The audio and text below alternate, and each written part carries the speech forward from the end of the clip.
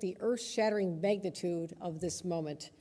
For this day forward, little girls, those today who will look up at their television sets, and all over this country going forward will always know that that is where a woman of color belongs. So this is an important day for all of us, and I think it's important that we acknowledge the historic significance. But talking about historic significance, we will turn to what is a historic budget as well.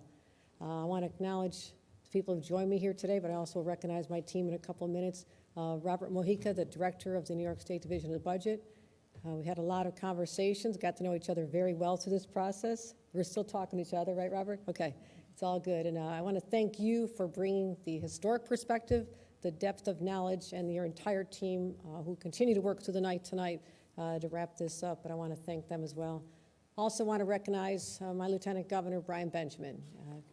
Extraordinary through this process, his life's experiences, his knowledge, his understanding of the institutions here in Albany were indispensable in helping us achieve this budget, as well as Karen Persicilli-Keogh, my secretary, and I want to thank her for rebounding. As we heard, you know, most of my budget negotiation team kind of went down for the count.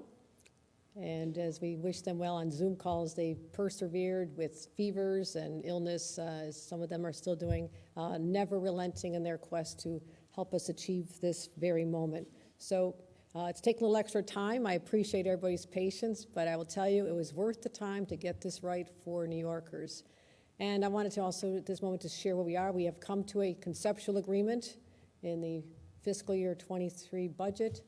It has been a phenomenally collaborative process from day one. When I stood in this very room 7.5 months ago, I said we're going to do things differently. And that is why you didn't see the games played out in the press, the one-upsmanship, the scoring points to get the upper hand. I wanted to make sure that we did it in a way that people knew was respectful.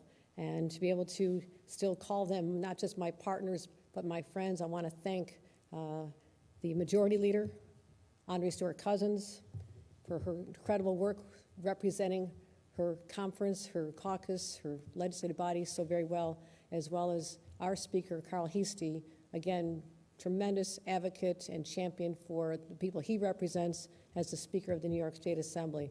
Also, I wanted to acknowledge some other individuals. Some are still recovering. Robin Chappelle Golston, the Executive Deputy Secretary, Liz Fine, Counsel to the Governor, Catherine Garcia, our Director of State Operations, and Michael Lasher, the Director of Policy. So all these individuals have been instrumental in helping us achieve this accomplishment today. I also said, as I stood here 7.5 months ago, that every decision I make will go through one lens. Is it good for New Yorkers? Is it the best thing we can do for New Yorkers? And that has always been my guiding principle. And when I proposed my vision back in January on a much colder day, I said that this moment is a once-in-a-generation opportunity to not just bring relief to families and put more money in people's pockets, but to also make historic investments in our people and on our state.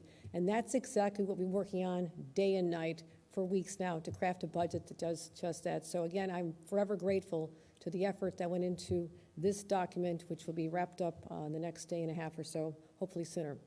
So let's talk about what we've agreed on so far. I know you've heard from our leaders. That's great. We've been in constant communication. The budget overall is $220 billion. It is balanced, and it pairs a bold vision with a fiscally responsible approach. Very important to me. We are making historic investments that'll make a difference in people's lives right now, but also, and more importantly, these are legacy achievements that'll be noted for years to come.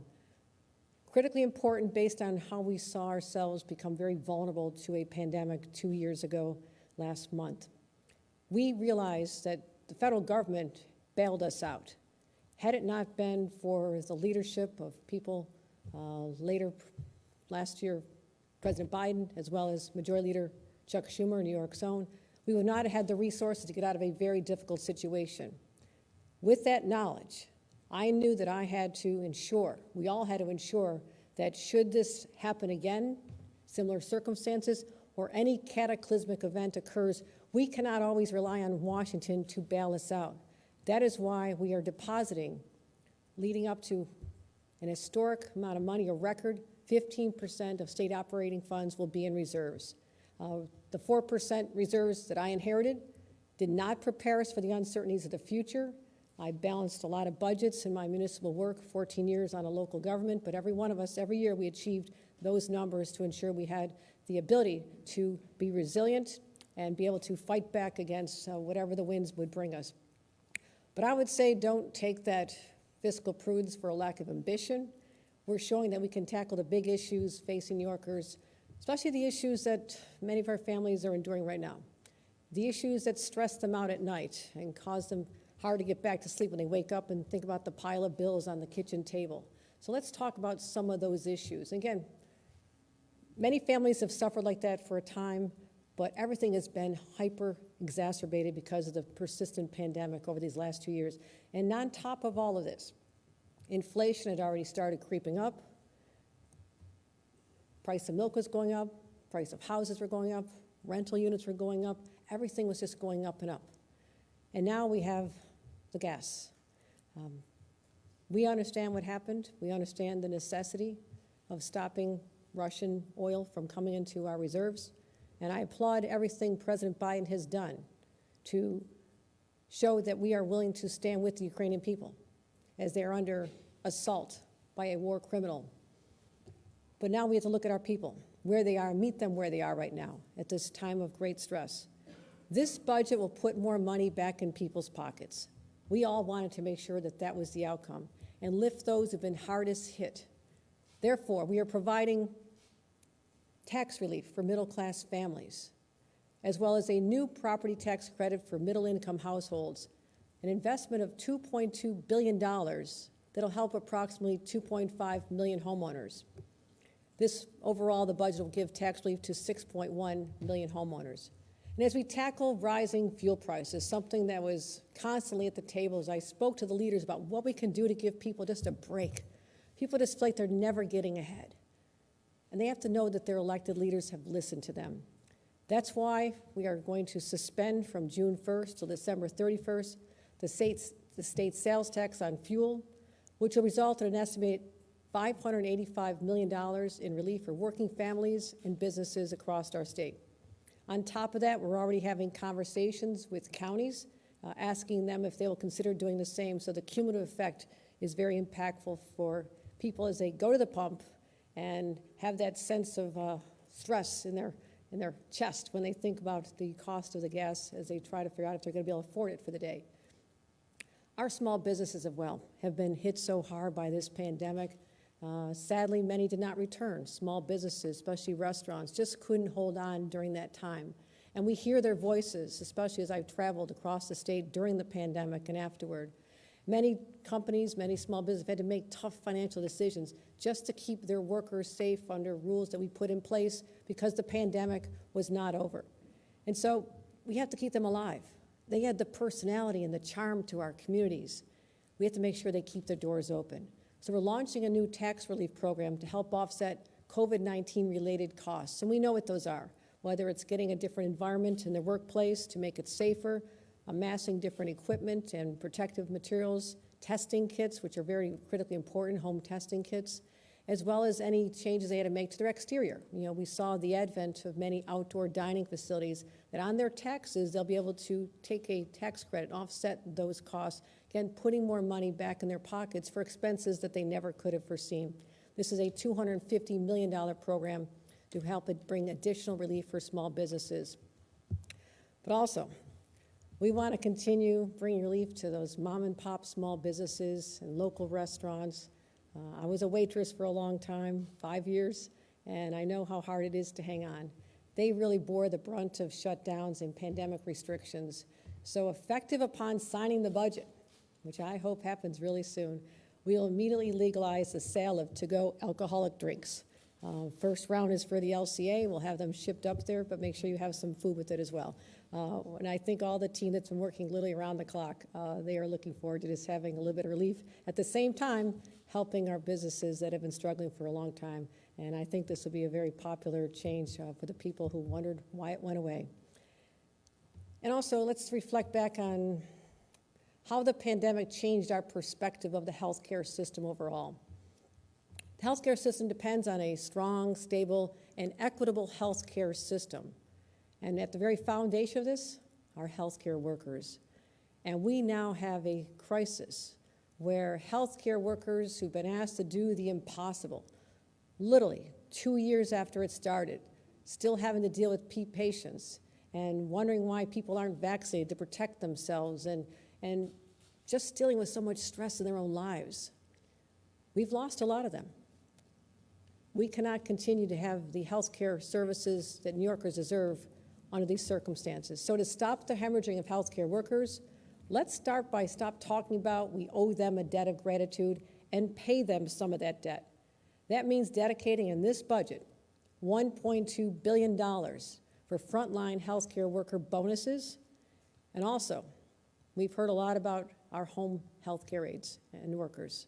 They've been through a lot as well. My own father is being taken care of a number of people around the clock, and we know how critically important they are to families and their sense of security. So we'll provide nearly $7.4 billion to support a wage increase, a $3 wage increase for home health care aides, and that's just the beginning. We're also going to invest $2.4 billion to improve our healthcare infrastructure, as well as dedicate $3.9 million in funding over 4 years to help our hospitals. Many of them lost their revenues when the elective surgeries were shut down. Many of them had to incur extraordinary costs. Some of them were never reimbursed for people who did not have insurance but needed health care, especially in our urban areas. That's an 88% increase over the prior 4 years. So together, this complete package worked out with our leaders will serve the objective of attracting more healthcare workers who deal with the shortage we're facing, as well as we have an ambitious plan to not say that the status quo is sufficient. You heard me talk about this back in January. I want to grow the workforce by 20% over the next 5 years. And we have a lot of specific details related to that, which we'll be announcing shortly, and how we'll actually accomplish that. That's not just a goal, we believe it's very achievable. Talk about other areas of our state that were hit so hard by the pandemic and are still reeling from the effects. Our teachers, our schools, our kids, and their weary parents who tried for a long time to keep it all together. And imagine being a teacher who's also a parent, trying to teach your children remotely at the same time your kids are trying to learn from their own instructors. We acknowledge that we also know that they need resources to rebuild. So we have a $31.5 billion program in total school aid, and I'll break that out for you. That includes a $2.1 billion increase compared to last year. Also, we heard a lot about litigation involving foundation aid. As you know, I settled the legislation months ago, and now we're making sure that that continues, it's sustainable, so we have $1.5 billion increase in foundation aid. We also know how important full-day kindergarten is, pre-kindergarten as well. So we are starting to invest even more robustly than it had been done in the past. And we're putting $125 million in additional funding for full-day pre-kindergarten, as well as a $451 million increase in all other school aid programs. And within that, we believe that children will benefit from mental health professionals in the school setting. I think there's a lot of parents who never thought their children would need this, and they do. We could not have foreseen the effect of isolation on our children, whether they're toddlers or whether they're teenagers. It's had a reeling effect. We need to help them heal. We need to help them come back and give our teachers and our schools the resources to deal with it, because this is not what they signed up for. They're doing magnificent, but they just want to get back to teaching and not have to deal with all these other issues. So we honor them every single day as we do our healthcare workers. Also, let's talk about higher education, investments in higher education. Again, you've heard my family story, how the opportunity to get a higher education while he worked at the steel plant by day lifted my father and mother out of their circumstances. Also, we know that a lot of people don't have the luxury of saying they're going to be a full-time student. I've heard so many stories of students who work a semester, set aside the money, make the tuition payment the next semester, go back to school, back and forth, and we wonder why they can't get a 2-year degree in 2 years or a 4-year degree in 4 years. Let's help those people out. This budget includes, for the first time ever, $150 million to expand New York's tuition assistance program to cover part-time students. That'll benefit right now at least 75,000 students. So we're going to unleash the power of higher education to lift people out of their circumstances, and also to stop the disinvestment in SUNY and CUNY, and therefore we have a $400 million effort to help those institutions for their operations, as well as making sure that we support our teachers and school workers as well. The children who are not quite school age, those who are not in pre-K, those parents who desperately need childcare. I am proud as a mother who had to leave a job because I could not find childcare many years ago. Proud to announce that we're investing over $7 billion over 4 years into childcare. Let me repeat that, $7 billion over 4 years into childcare. That's more than double the level of New York's current support for childcare subsidies. It's broadening the eligibility substantially for childcare options for families. And through our investments, we'll be able to open the door to childcare for more than half of the young people in New York. And that is spectacular. There are still people reeling from the effects of what the pandemic did to them when they lost their income, fearful about losing their ability to make their rent payments, getting behind in utilities, all these bills that just keep adding up. So we're going to continue. And as I put forth in my initial budget, we said we would set aside $2 billion to deal with these one-time, this year, pandemic-related crises. And I'm grateful again for the leaders to help us shape that with input from their members. Instead of me dictating where it should go, we approached it much more collaboratively. So working with them, $2 billion in recovering funding includes $800 million for a continuation of the Emergency Rental Assistance Program, known as ERAP, $250 million to help people with utility arrears, people who got behind on those utility bills, $125 million in homeowner and landlord assistance, who are also hurt as well, not able to make their mortgage payments, as well as $25 million in one-time non-recurring investments. So that's a comprehensive approach to dealing with the money we put on the table that was very thoughtfully allocated by our collective efforts with both bodies. And we talked about how expensive things are. Housing.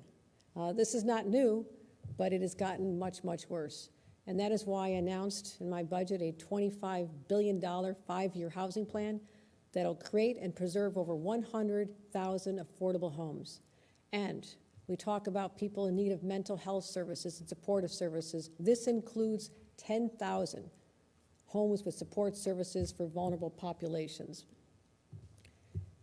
Also, this is the part we're going to have a lot more fun, and we start getting out there, springtime, all the construction projects.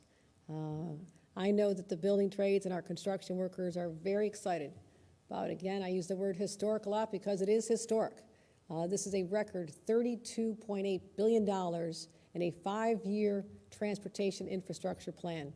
This is the largest investment in transportation infrastructure in the history of our state.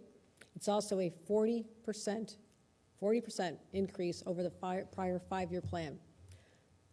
We're not just rebuilding our infrastructure overall, we're also finding out how to adapt to climate change, making our infrastructure more resilient. So looking also at our vulnerabilities. We've talked about this. I announced this during Climate Week last September when I was fairly new on the job. But I also knew that $3 billion that was out there as part of a bond act, said, I don't think that's going to be enough. We had just come through the rages of not one but 2 hurricanes my first few days in office. We saw what can happen and how devastating it is. We have to build back resiliency around our communities and protect them. So we've added another $1 billion, actually $4.2 billion, so $1 billion on top of last year's $3 billion. My additions with the concurrence of the legislature, $4.2 billion in the landmark we call the Clean Water, Clean Air, and Green Jobs Environmental Bond Act, as well as, in addition to that, $400 million in Environmental Protection Fund to support climate change mitigation projects. And let's talk about clean energy. I have probably done more clean energy announcements than anybody in this country. I'm constantly out there talking about these investments, and our green energy economy overall is going to create 10,000 new jobs, which I'm very excited about.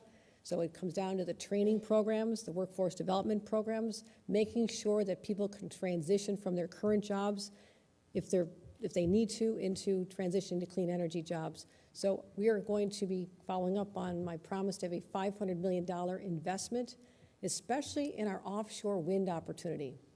This is very exciting. I have seen what we did here at the Port of Albany, where we can literally manufacture component parts that are being used in offshore wind off of the shores of Long Island, and creating jobs all over the state, creating this supply chain, which is non-existent right now. And if you also notice, we've been more reliant upon foreign supply chains. We saw the disruption when our ports were shut down not that many months ago because of the congestion. So let's stop being vulnerable to what's happening in the geopolitical world in other countries. Let's make the component parts right here in the state of New York and create a new industry with these investments. And I'm very excited about this, and New York State will become, and it will continue to be, the offshore wind capital for many years to come.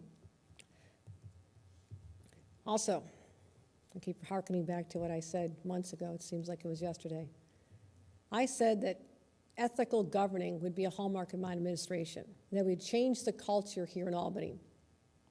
I'm proud that this budget builds on that work. So let's talk about ethics oversight.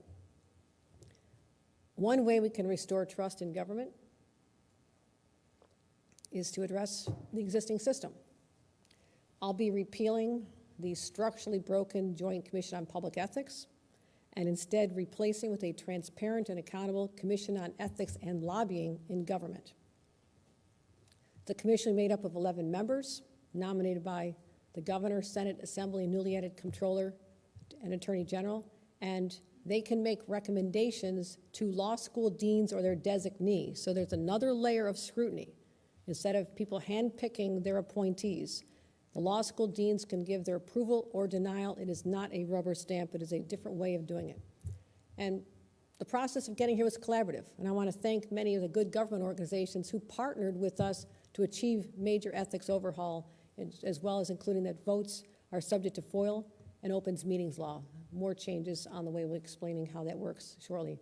Another way to improve our transparency and accountability is to enhance the database of deals. A lot of questions about Empire State Development and deals. Let's put the spotlight on that. Let's make sure that the public and the media have access to that information. Audit of Empire State Development tax expenditures to analyze cost benefits, and also boosting MTA's transparency. All of those were talked about and negotiated and are part of the budget. Another area we're going to be talking about is public safety. We have heard loud and clear that there's a lot of stress. People are anxious. I addressed this in January, and it's only gotten worse. A very basic human need is to feel safe and secure for yourself and your family and your parents. And when that evaporates, that shatters the foundation that every person needs to have in order to go forth and have a life where you can focus on your work, your family, other objectives. We have to establish that foundation of security once again, and we can do it while protecting the rights of individuals. And so we are looking at factors when a judge sets bail. This has been an issue. This will now include a defendant's history of gun use and whether the crime involved was a serious one. Would it cause harm to people?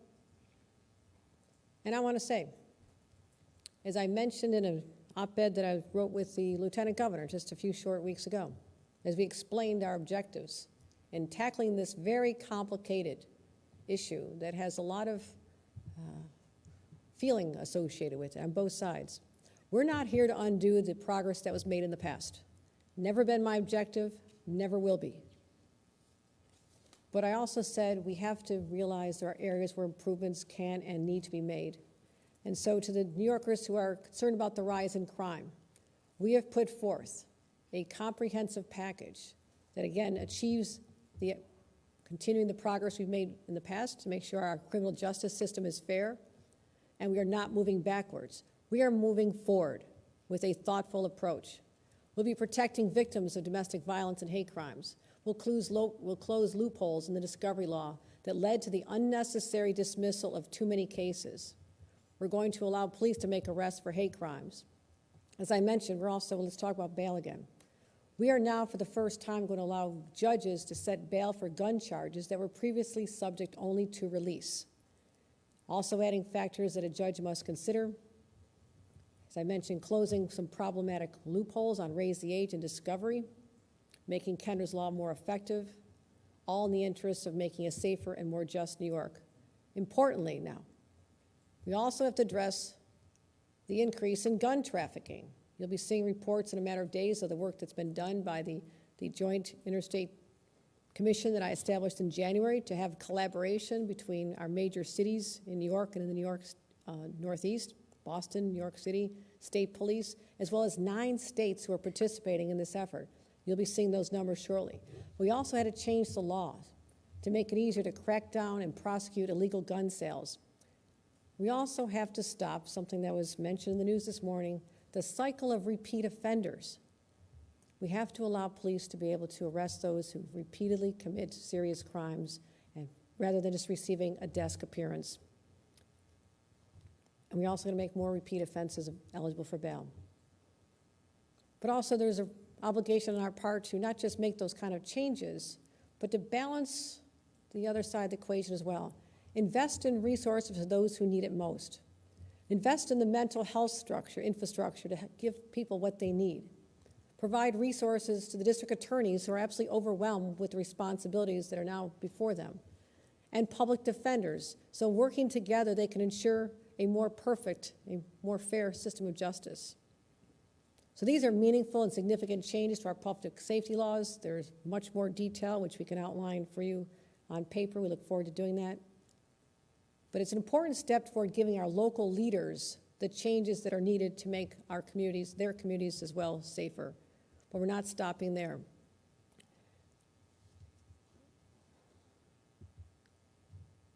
We also have to talk about gun violence disruption. Not just taking the guns out, but what is going on in these communities? Who are the interveners? Who are the people who could be the disruptors? We're putting $224 million to fund gun violence prevention programs. So when people find themselves in the criminal justice system, particularly our young people, that they are guided by people who perhaps had the same experience themselves to help them find a path out. That is our objective here, to stop that cycle, give them other opportunities, and that's what we're going to be very focused on. And we're going to continue focusing in with our law enforcement and community-based organizations, tripling the state guns violence intelligence resources, as well as tripling our investments in these gun disruptor outreach programs. We're also adding $13 million to expand the use of community stabilization units, $20 million to respond to the regional needs in the aftermath of gun violence. What people have forgotten, what happens to a community when there has been a shooting in that community or a constant sound of gun shooting, and you hear the stories of 12-year-olds and children who've lost their lives just innocently sitting in a vehicle or on their front porch or in a carriage. This has an effect on people's psyche, and we can no longer ignore the impact on communities. They need a sense of security as well. Everyone does. Let's focus on that. So these are bold steps. They're thoughtful steps. There was a lot of passion behind the discussion, and again, I'm very proud that we're able to work through this collaboratively with our leadership, with a lot of input from their members as well as our partners in the community. And we're going to work to continue to restore New Yorkers' sense of safety. We're going to continue to work on final language the next few hours. The end is near. But there's also items, because of the intense amount of time involved in dealing with public safety, which, as you know, was a high priority. We also have some urgent items that need to be addressed before the end of the session. We'll have time to do that, to address affordable housing, to address mayoral control. We'll have time to address clean slate language, which I had proposed in my budget initially, which we want to make sure gets done. And I'll close with this.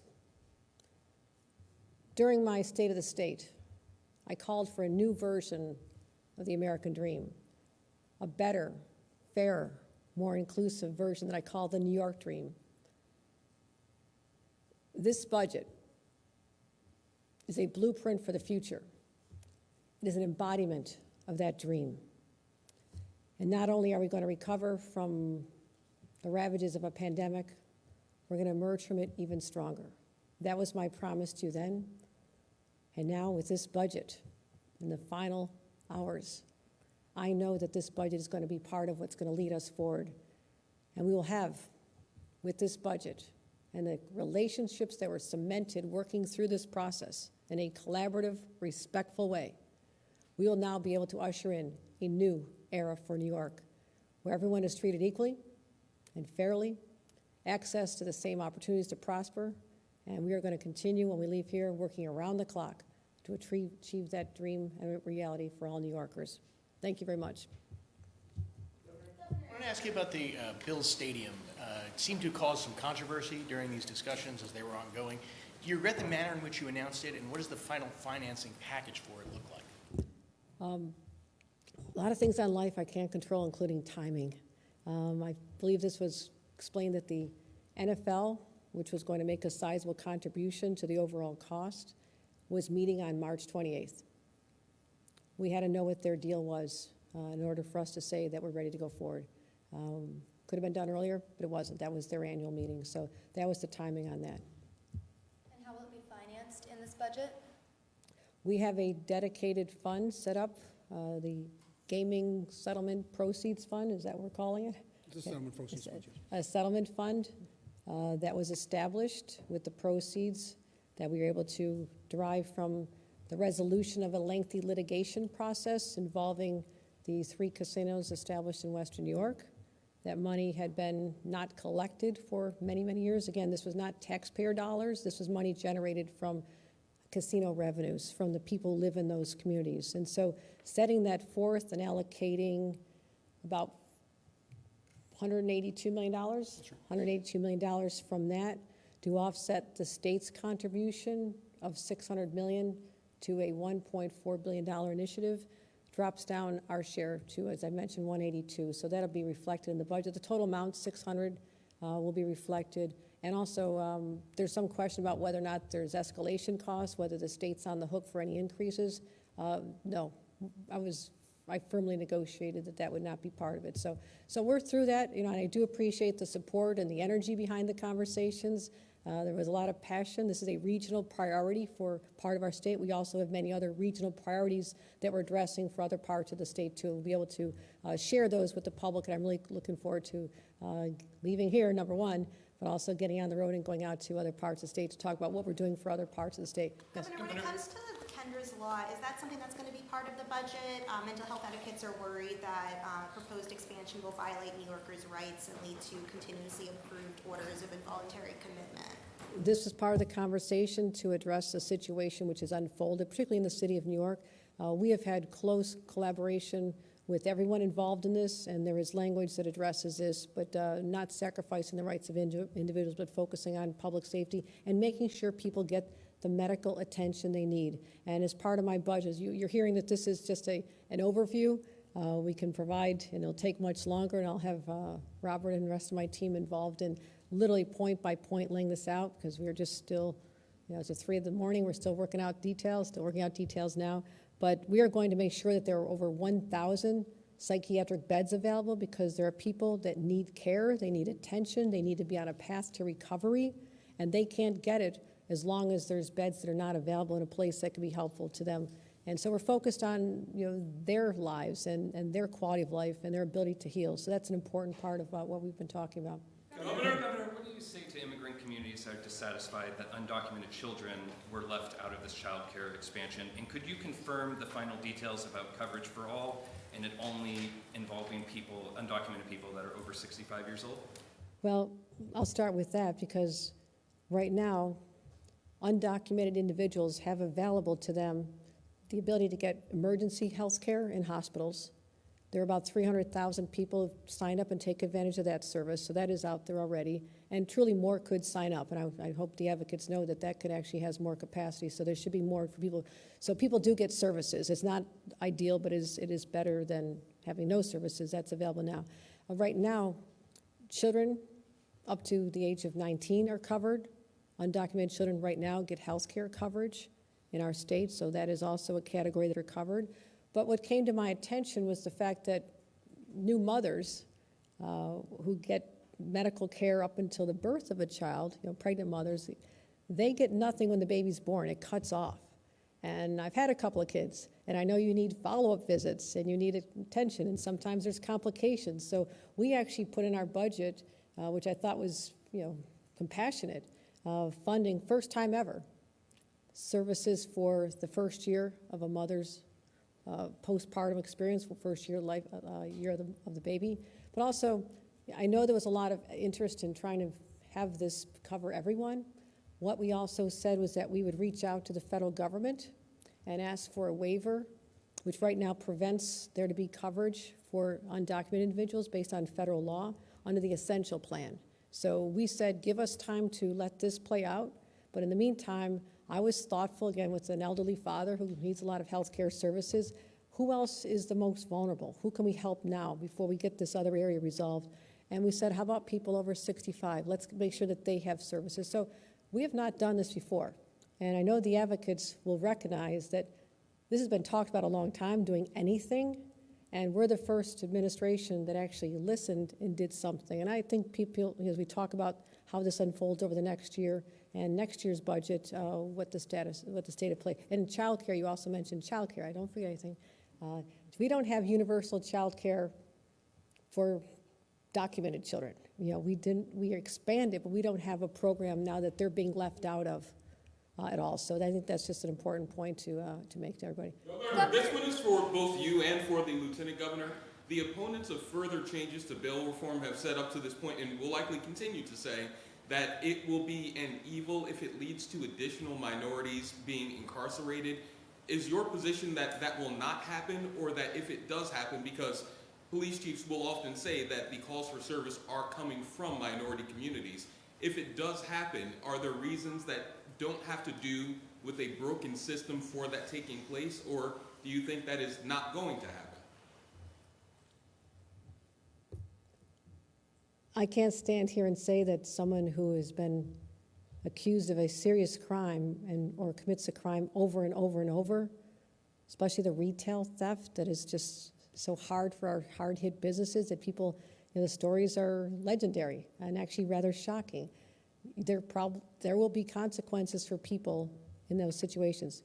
I'm focused on intervening with our young people, making sure that the violence disruptors rescue them early, that they hear their stories. I literally sat down just a few weeks ago in Brooklyn and convened many of them and said, what do you need? How can we help you do your jobs? Because I want to stop this before it escalates.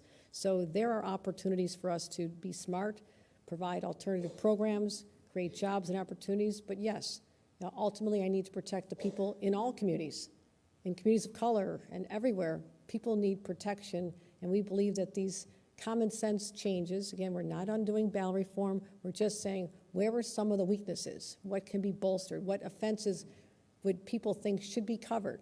We added 3 gun offenses to be considered to be bail eligible that were not. So we'll give you a chance to dissect and understand all the elements. They really have been written up until not too long ago, but did you have any comments on that, Lieutenant Governor? Sure. I think from a philosophical standpoint, one of the things that is important in our approach has been, we understand that there are root causes, which is part of the question that you asked. There are root causes that are key to some of the issues that we're seeing: poverty, lack of job opportunities. There are mental health issues, education system. We can go on and on and on about some of the key fundamental factors that have caused some of the concerns in our communities. I mean, no child is born into as someone who can cause certain things. Society and various activities get them there. So what we have tried to do is say, number one, we want to have accountability, particularly for crimes that are serious and can really harm people. But at the same time, and in my view, extremely importantly, which is very different from what I've seen in the past, we've said, let's invest in some of those root causes. Workforce development. We're putting significant money into trying to give children jobs, giving young people jobs, investing in mental health beds, as you're going to be hearing. We're trying to deal with some of the root core causes that we believe make a difference. Recidivism is a huge issue, so we're focusing and investing on that. And I think doing both, investing in root causes, dealing with some of the fundamental issues on the ground, while also dealing with some key accountability measures with a scalpel, right? Not with a sledgehammer. If you look at how we have addressed some of these key points, we've been very targeted. This is, and because we don't want to over-criminalize in any way, shape, or form people of color in particular. At the same time, we recognize that there are some root issues that we have to deal with, and we're focusing on that. The Office of Gun Violence Prevention, I'll just say this and I'll end. You know, we have been traveling all over the state, as the governor mentioned. I've been in Rochester, we've been in Buffalo, we've been in Syracuse, all over the city, and we're talking to some of the key people on the ground who are saying, yes, we need to be safe, and there's some key issues that need to be addressed, but you also have to invest in housing. You also have to invest in mental health. You also have to, and so we're looking to do both at the same time. And I think the Interstate Task Force on Illegal Guns is really one of those key places where let's not just deal with the situation when it happens on the ground. Let's try to stop the guns from getting there in the first place. So we're trying to be multi-layered and thoughtful and strategic in how we are addressing this problem. It's a serious problem, one that I know personally, and I thank the governor for her efforts on this. A lot of the solutions you mentioned require a buy-in from the community, and on the individual level, are you getting that buy-in from the affected communities? Is the Black community engaging with the violence interrupters and with the job opportunities, or would you like to see more of that?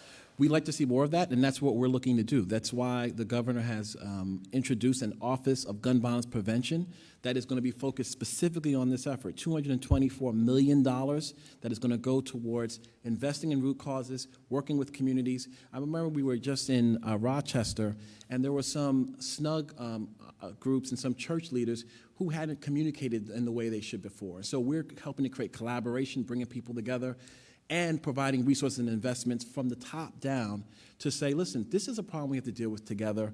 We're not just going to have this law and order kind of way of addressing this. Accountability is important, but it is very important that we invest and we work together. So we're going to be doing this all over the state. 1 second, I'll address public safety as well, and thank you for the thoughtful response. And you've brought a lot of input from these meetings around the state, which have been helping drive our response. But also, just to be details released, and you'll be able to analyze it, but just let me help you understand some of the factors that we've changed here as part of our public safety strategy. We're going to be expanding the factors that judges consider when setting bail. The history of gun use, violating an order of protection, and whether or not they're charged with a serious harm. We're also going to be looking at the bail and arrest eligibility for repeat offenders and hate crimes, repeat offenses with harm to a person or property, repeat offenses for property theft with limited exceptions for crimes of poverty, close the desk appearance loophole, which exists right now, and make sure that all hate crimes are arrest eligible. Also, as I mentioned, I don't know if that was understood as well, but bail eligibility for gun offenses. There are new felony gun offenses that are bail eligible. That include sales to minors, defaced weapons, which are altered, whether it's scratching off the serial number or whether it's doing something to be able to hide it, or a possession on school grounds. I mean, these are areas that had not been captured before under the current law. Also want to make it easier to prosecute gun trafficking, taking down what constitutes gun trafficking from 10 guns down to 3, or in cases of that's a C felony versus a B felony, and a number changes dramatically as well. So the prosecution or the possession of 3 or more of these guns will constitute a presumption of the intent to sell. We also had a problem with the discovery statute, and we were able to work out the situation by listening to the public defenders and listening to the district attorneys. And they came up with a thoughtful approach that we all had a lot of conversations about to make sure that we could fix it so hate crimes and domestic violence and other were not dismissed so easily, and cases were no longer going to be automatically dismissed if prosecutors failed to make a late disclosure, which is the case now. A lot of cases are being dismissed if they operate in good faith. And I mentioned also closing the raise the age loophole. You could have a case where someone is 16 or 17 and they are charged with an offense, but they don't end up in court until they're over 18.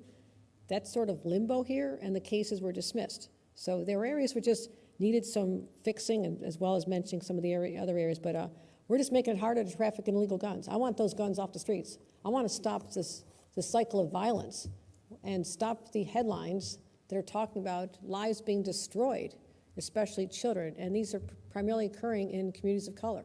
That has to stop. We have to protect everyone. Nick? Governor, could you talk a little bit about how this budget can be kind of recession-proof, considering that there are some concerns about the economy going south next year? That is the whole premise behind the $5 billion we are putting into our 15% reserve fund. A lot of pressure to spend it right now, but we also have historic spending because of a lot of circumstances. The reason we have resources this year, and perhaps this year alone, is unprecedented money from the federal government, very high tax receipts right now, and also a good stock market.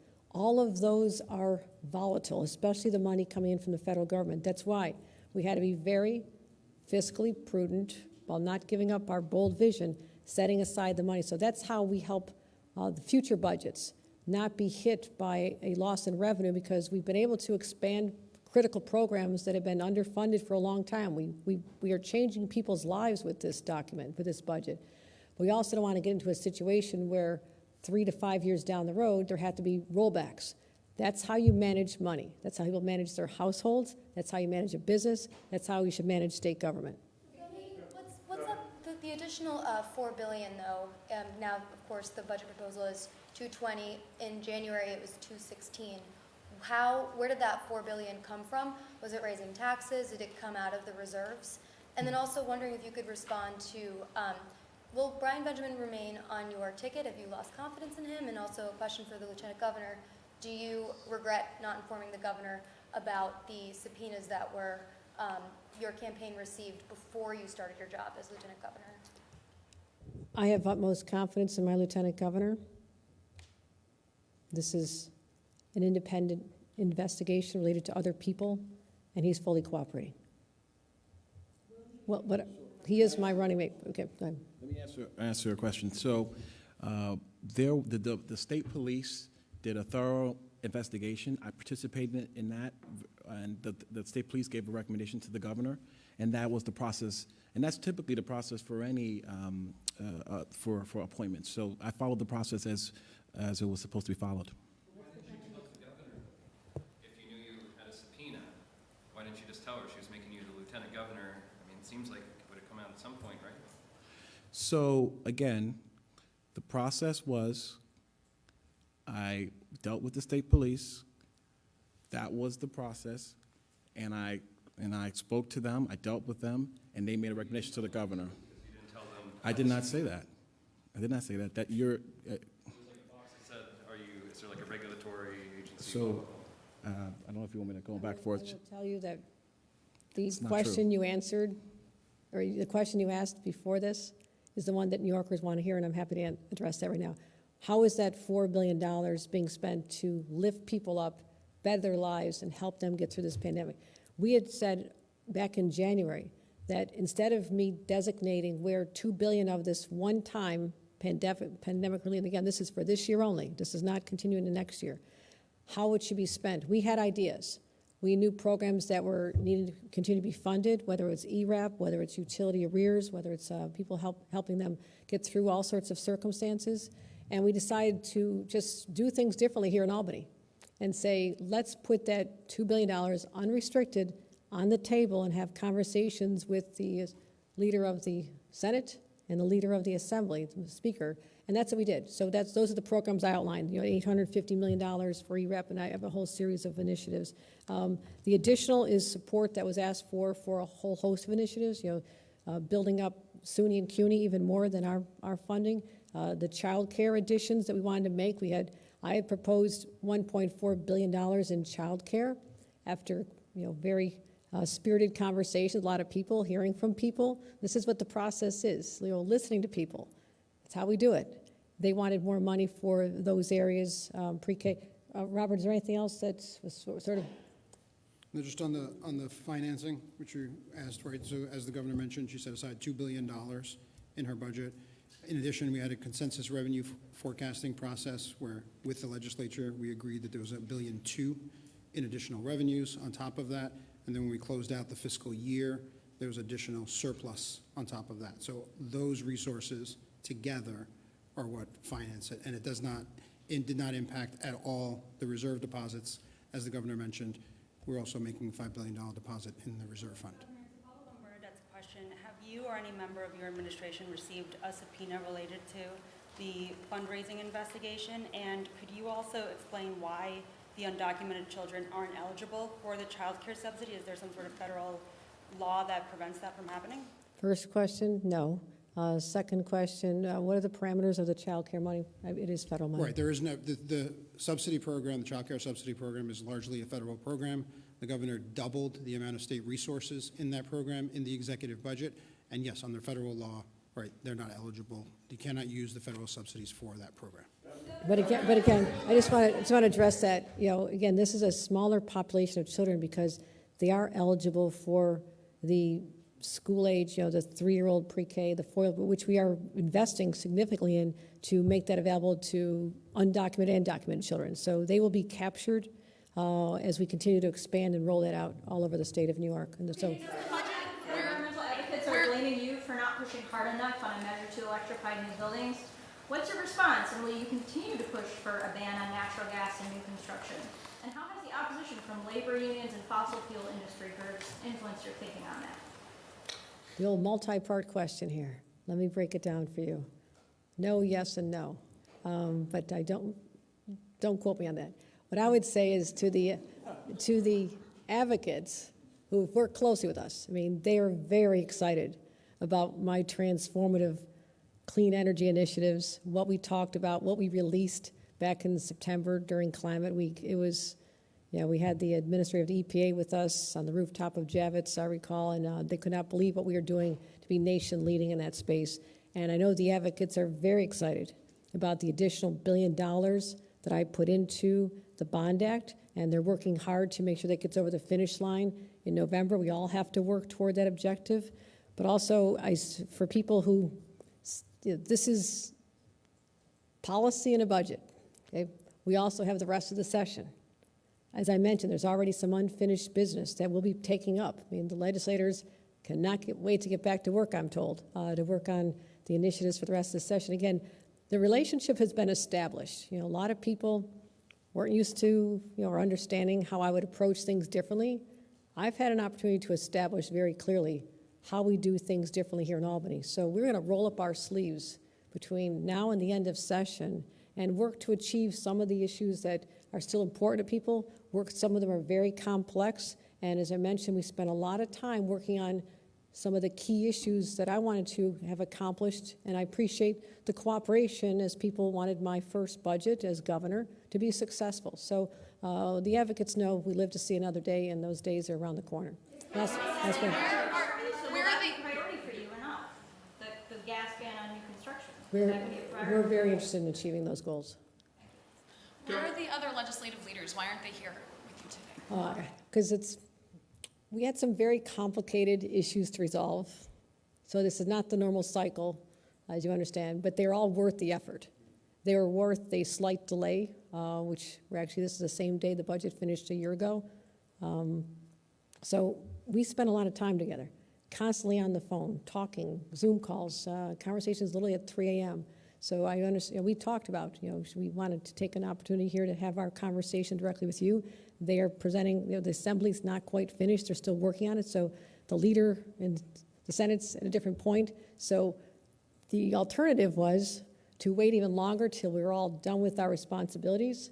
But I was so looking forward to getting in front of all of you that I did not want to delay it a single day longer. All right, thank you, everybody. New York City casinos, there was a lot of talk about local control.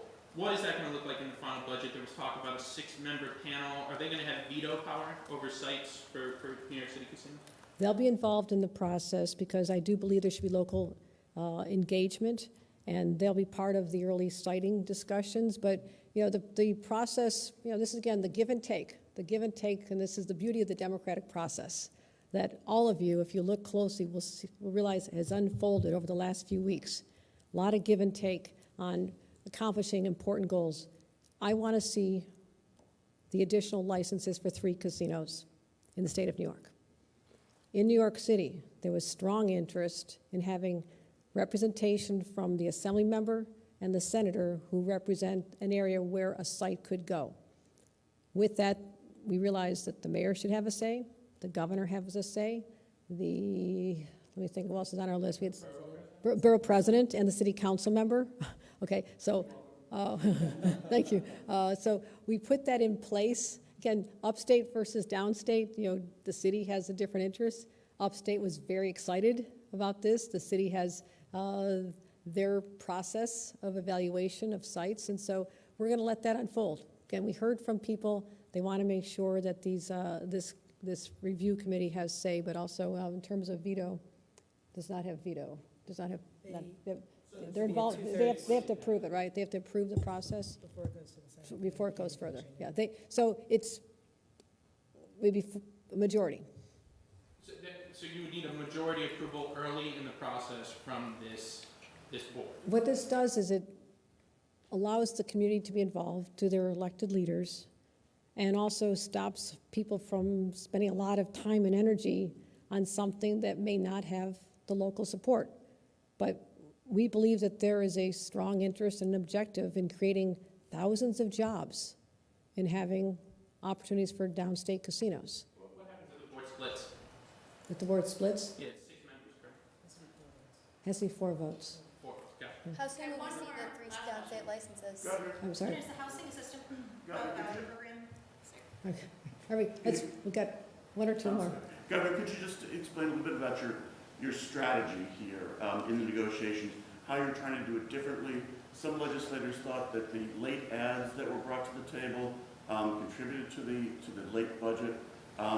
Some thought that there was an inexperience of your team with Albany. Can you explain what your strategy was on this? No, we're not inexperienced. We know how to get things done. I have been accomplishing many goals, unexpected victories in our approach to what we've been working toward. But this, to me, needed to be a collaborative process. This was not winners and losers.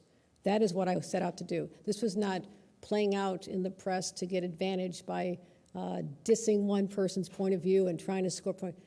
That is why we are going to walk out of this process holding our heads high, that we achieve something that is very different. So that is why you did not see the traditional commentary, and I'll leave it at that, about each other's positions. I wanted to change people's perception of government. As I stood here on August 24th, I said, I want people to believe in government again.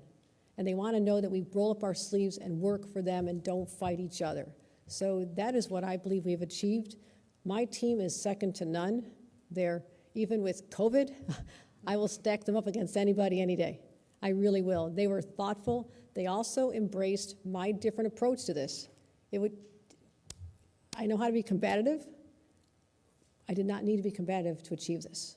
And I'm very proud of what we were able to achieve in a way that we showed respect to both bodies, respect to their members, and we'll look forward to going into their districts. I'll be with Leader Cousins in Yonkers very soon, talking about projects in her area. We'll be in the Bronx with the speakers soon. We're going to start hitting the road. I cannot wait to start celebrating the achievements in this that address so many people and their needs and their stresses, and that's what I'm most proud of.